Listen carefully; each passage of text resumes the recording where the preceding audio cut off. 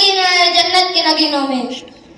جناب علی وقار طالب علم اور استاد کا رشتہ تمام رشتوں میں مقدس اور پاکیزہ ہوتا ہے. استاد وہ ہے جو گمان کو یقین میں بدلتا ہے. استاد بنجر زمین کا کھلیان بنا دیتا ہے.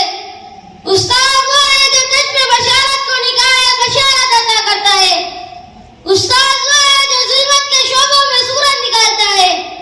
جناب علی وقار استاد وہ ہستی ہے جو ہاتھ میں جگنو لیا ہے شمس و قمر سے مخاطب ہوتا ہے کہ میرے تابا سے جا کے کہہ دو کہ اپنی کرنوں کو گن کے رکھ دے.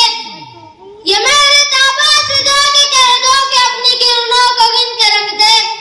میں اپنے صحرا کے ذرے ذرے کو خود چمکنا سکھا رہا ہوں. جناب علی وقار امام غزالی فرماتے ہیں کہ میرے حقیقی والدین نے مجھے آسمان سے زمین پر پہنچا دیا، لیکن میرے روحانی والدین نے مجھے زمین سے اٹھا کر آسمان کی بلندیوں تک پہنچا دیا.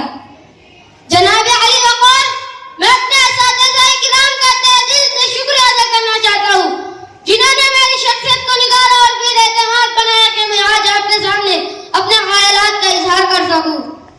جناب علی وقار میں آخر میں صرف اتنا کہنا چاہتا ہوں کہ جس طرح سورج کو چمک، چاند کو دمک اور پھولوں کو مہکنے کی ضرورت ہوتی ہے، اسی طرح معاشرے میں استاذ کی ضرورت ہوتی ہے.